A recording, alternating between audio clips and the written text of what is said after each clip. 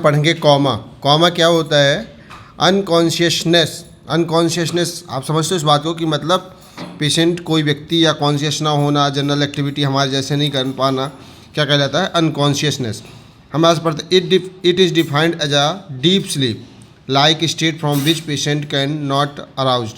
मतलब deep sleep, long समय के लिए कंटिन्यूस होता रहना, उसकी कोई एक्टिविटी डेली एक्टिविटीज ना करना, क्या कहलाता है? अनकॉन्शियसनेस। ठीक है, तो हम इसका पढ़ेंगे कि इसके कॉजेस क्या क्या हो सकते हैं, साइन एंड सिम्टम्स क्या हो सकते हैं, मैनेजमेंट क्या हो सकता है, ये सब हम कंटिन्यू अभी पढ़ेंगे। ठीक है, तो फर्स्टली हम क्या देखते हैं कि कॉजेस क्या होता है। इसके कॉजेस मतलब कारण क्या हो सकते हैं। डायबिटिक मतलब शुगर होना, यूरेमिया होना, एल्कोहलिज्म होना। एल्कोहलिज्म मतलब जो बहुत ज़्यादा शराब पीते हैं, कंटिन्यू शराब पीते रहते हैं, है ना। लीवर फेलियर, अगर मरीज़ लीवर के फेलियर में जाता है, कंटिन्यू दारू पीते हैं या सिगरेट स्मोकिंग करते हैं, तो क्या हो सकते हैं? लीवर फेलियर में जा सकते हैं। ठीक है, वो भी एक कॉमा के शिकार हो सकते हैं, ये कॉजेस हो सकता है। Drugs induce example sedative. Sedative मतलब सेडेशन, जो कुछ दवाइयाँ होती हैं शांत करने के लिए, या कुछ बहुत लोग वेलेंट होते हैं उनको कुछ दवाइयाँ देते हैं सेडेटिव, वो फिर क्या करती हैं? साइड इफेक्ट करती हैं, जिससे पेशेंट कंटिन्यू डीप स्लीप में चला जाता है। Second things, trauma. ट्रामा मतलब ब्रेन कंकुशन, हीमोटोमा मतलब कोई ट्रॉमेटिक इंजरी हुई या ब्रेन में कोई ब्लीडिंग हुआ, हीमोटोमा हुआ, वो भी क्या हो सकता है? कॉमा की चांसेस हो सकते हैं, मतलब वो डीप स्लीप में जा सकता है। Cardiovascular disorder, hypertensive encephalopathy, brain hemorrhage और सीबीए सेरेब्रल वैस्कुलर एक्सीडेंट। ठीक है, ब्रेन हेमरेज मतलब ब्रेन में आपको ब्लीड हो जाना, ब्रेन हेमरेज कहलाता है। फिजिकल एजेंट, हाइपोथर्मिया और हाइपरथर्मिया। हाइपोथर्मिया मतलब आपका टेम्परेचर बॉडी का क्या होना ना? डिक्रीज हो जाना। नॉर्मल टेम्परेचर हमारा क्या होता है? 98 डिग्री। अगर इससे कम होता है या 90 से कम होता है तो क्या कहलाता है? हाइपोथर्मिया। और हाइपरथर्मिया अबव दी 104 मतलब 104 डिग्री फ़ारेनहाइट से अगर ऊपर जाता है तो क्या कर जाता है? आपका हाइपरथर्मिया। इससे क्या हो सकता है?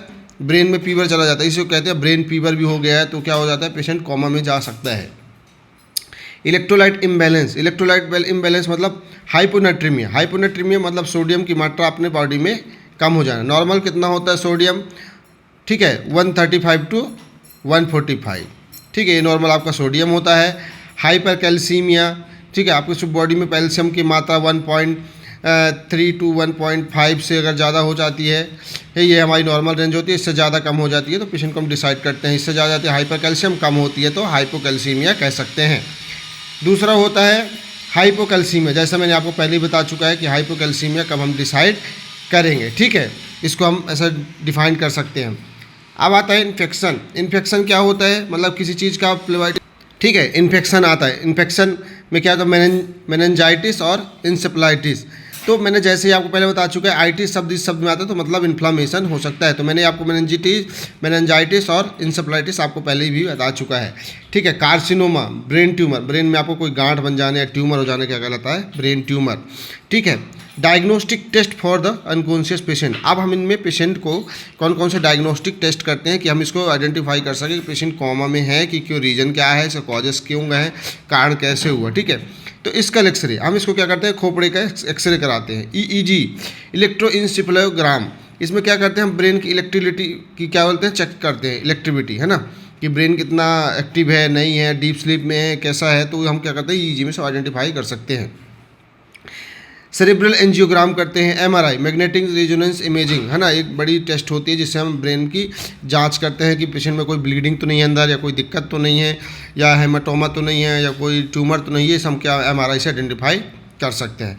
Metabolic test for the unconscious patient. Metabolic मतलब हम इसको ब्लड से आइडेंटिफाई करते हैं, जैसे सीबीसी हो गया, कंप्लीट ब्लड काउंट्स हो गया, इलेक्ट्रोलाइट हो गया जिसमें creatine, blood urine nitrogen check करते हैं, लीवर फंक्शन टेस्ट हो गया, एबीजी हो गया, ठीक है, लंबर पंचर हो गया, आपको कैल्शियम चेक करते हैं, यूरिनलाइसिस करते हैं। ठीक है, assess the level of consciousness by Glasgow coma scale. By Glasgow coma scale कैसे? नॉर्मल 15/15 हमारा जीसीएस होता है, EVM, ठीक है, आई वर्बल एंड मोटर, तो ऐसे हमको चेक करना है।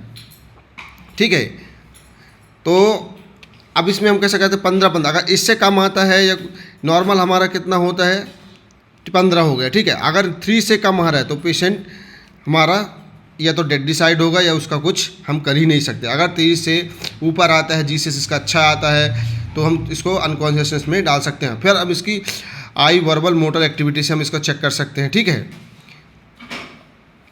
तो ई हमारा ले जाता है E4 V5 M6, 5 4 9 9 6 15, तो ये हमारा कितना हो गया टोटल 15 हो गया, ठीक है। आई ओपनिंग रिस्पॉन्स, आई ओपनिंग रिस्पॉन्स जैसे मैंने आपको बता दिया है, ठीक है। वर्बल रिस्पॉन्स हो गया, मोटर रिस्पॉन्स हो गया, तो हम इसको अभी कंटिन्यू आगे पढ़ाई करेंगे इसकी, ठीक है। अब हो गया नर्सिंग मैनेजमेंट। अब नर्सिंग मैनेजमेंट में क्या कर सकते हैं, collect patient history by his और हर रिलेटिव। अब हम पेशेंट की हिस्ट्री कलेक्ट करते हैं उसके रिलेटिव से, कोई फीमेल है या मेल है, मुझसे रिलेटिव जो उसके साथ रहता था कंटिन्यू, कि इसको कैसे अनकॉन्शियस में गया, क्या रीजन था, कोई पहले कोई हिस्ट्री थी, कोई गाड़ी से गिरा है क्या, इसकी हम हिस्ट्री कलेक्ट हैं बाय द नर्स, ठीक है। दूसरा ऑब्जर्वेशन ऑफ स्कुल, हम उसको स्कल को ऑब्जर्व करते हैं बाय द मेजरमेंट, कि इसका उनसे पूछेंगे कि पहले से स्वेलिंग थी नहीं थी, या ऑब्जर्व करना है जैसे आपके पास आया है तो उसको चेक करना है, मेजरमेंट करना है, आपको दूसरे दिन भी चेक करना है 24 आवर्स बाद। अगर उसका साइज बढ़ रहा है तो मतलब उसकी स्वेलिंग हो रही है, तो ये हम इसको आइडेंटिफाई कर सकते हैं या मैनेजमेंट कर सकते हैं। पीपल्स ऑफ आई ग्लासकोमा स्केल, जैसे मैंने आपको पहले ही बता चुका है, अगर आई कॉन्टैक्ट रिलैक्स ये जो भी होते हैं, डायलेट होते हैं, ये सबको हमको मैनेजमेंट करना है, देखना है पेशेंट को। टाइप ऑफ रेस्पायरेशन, उसका रेस्पायरेशन कैसा, नॉर्मल रेस्पायरेशन है, अब नॉर्मल है, कैसा डीप ब्रीथ है, गैस्पिंग में है, ये सब हमको मैनेजमेंट करना है। Nutrition level of patient, patient को हमें प्रॉपर न्यूट्रिशन देना है। अगर पेशेंट अनकॉन्शियस है तो खाना तो खुद खा नहीं सकता, तो हमको उसको प्रॉपर न्यूट्रिशन मेंटेन कर सकते हैं, ठीक है। अब आते हैं हम कुछ आपको मैं टर्मिनोलॉजी बताता हूँ, जैसे की ऑफ कॉजेस एक की पॉइंट बताता हूँ शॉर्ट फॉर्म में, तो आप इसको देख सकते हो, ठीक है। ये की ऑफ कॉजेस, ए से एसिडोसिस, ई से एपिलेप्सी, आई से इन्फेक्शन, ओ से ओवरलोड, यू से यूरिनेमिया, ट्रॉमा ऑफ हेड, आई से इंसुलिन, पी से साइकोसिस एपिसोड, और एस से स्ट्रोक। तो इसको हम विशेष ध्यान रखना है, आपका की पॉइंट हो, इसको नोट कर सकते हो अगर आप चाहो तो। अब आते हैं ऑब्जर्वेशन ऑफ होल बॉडी, हमें उसकी पूरी बॉडी को ऑब्जर्व करना है, डेली फिजिकल एग्जामिनेशन हमको करना है, हेड टू टो, मतलब ठीक है।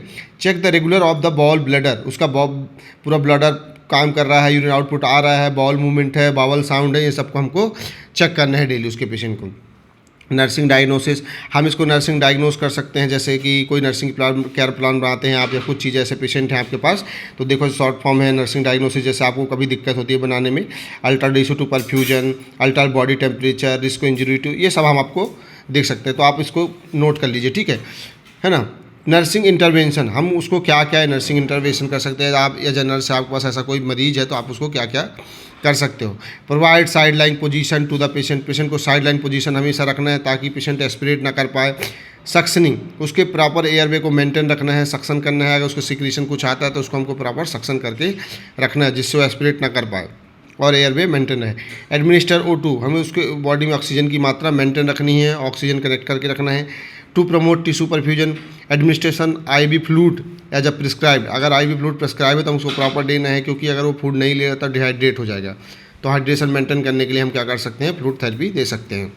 O2 supply as a order, observe for the over hydration और डिहाइड्रेशन, जैसे मैंने आपको पहले ही बता चुका है, ठीक है। प्रिवेंट इंजरी से हमको प्रिवेंट करना है। प्रोमोट मोबिलिटी, हमें उसके बॉडी के मूवमेंट को चलाना है, हाथ पैर उसके चलाना है, क्योंकि अगर सेल्फ मोबिलाइज नहीं कर सकता तो उसको हमें बॉडी के मूवमेंट करते रहना है, ठीक है, जिससे उसको बेड सोर्स ना होने पाए। Provide side drills, put call near the patient, अगर पेशेंट कॉल बेल दबा सकता है या कुछ कर सकता है तो हम उसके पास कॉल बेल रखना है ताकि वो आपको बुला पाए। प्रोमोट मोबिलिटी बता चुका। मेंटेन न्यूट्रिशन, मैंने आपको पहले बता चुका है, उसको प्रॉपर न्यूट्रिशन देना है, उसको डाइट मेंटेन रखना है ताकि उसकी वीकनेस ना हो उसको और उसका इम्यून सिस्टम मजबूत रहे, ठीक है। मेंटेन रेगुलर बाउलर फंक्शन, ठीक है, रेगुलर बाउल फंक्शन हम उसको चेक करना है, ठीक है। Ensure adequate fibre diet, tubing feeding, administer stool softener, laxative आता है ना उसको, जैसे हम उसको दे सकते हैं, है ना, ये लग्जेटिव सिरप देते हैं जिससे उसका बावल पूरा साफ रहे, है ना, सिरप वगैरह आते हैं, कुछ एनल के थ्रू देते हैं, एनिमा जैसे आता है, ठीक है, ऐसे लूज सिरप आते हैं तो हम उसको दे सकते हैं, लूज स्टूल सॉफ्टनर इनको बोल सकते हैं हम। अब मोस्ट इंपॉर्टेंट होता है मेंटेन हाइजीन, ये बहुत सबसे ज़्यादा जरूरी होता है नर्सिंग मैनेजमेंट में। पेशेंट को सबसे ज़्यादा हमको मेंटेन क्या करना है, उसकी हाइजीन। प्रोवाइड बाथ, पेशेंट को डेली हमको बात प्रोवाइड करना है, स्पंजिंग करना है बॉडी वाइप से या किसी चीज़ से हमको क्लीन करना है, माउथ वॉश, ताकि उसको कोई ऑर्डर ना आए, है ना। कोई जैसे कोई केयर करे तो ऑर्डर आती है ना, तो उसको चीज़ों को प्रिवेंट करना है। वो खुद तो कर नहीं सकता, तो आपको ही ध्यान रखना है।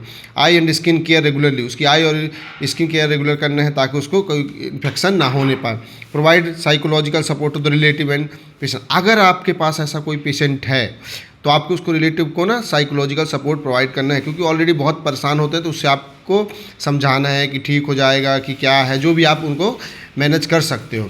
Health education about personal hygiene, nutrition, diet and exercise. अगर वो थोड़ा बहुत सुन रहा है, कुछ चीज़ें हैं उसके रिलेटिव भी है, तो उनको सब समझाना है। अगर वो घर जा रहा है जैसे, तो हेल्थ एजुकेशन देना है related to patient condition. Personal hygiene maintain करने को बताना है कि उस पेशेंट की पर्सनल हाइजीन मेंटेन करना है। न्यूट्रिशन और डाइट पे विशेष ध्यान देना है ताकि उसकी इम्यून सिस्टम प्रॉपर मजबूत बना रहे और उसको प्रॉपर डाइट मिलती रहे। ठीक है, चलो ठीक है, हम यहीं तक अभी रुकते हैं। नेक्स्ट क्लास में हम मिलते हैं आपसे। Okay, thank you.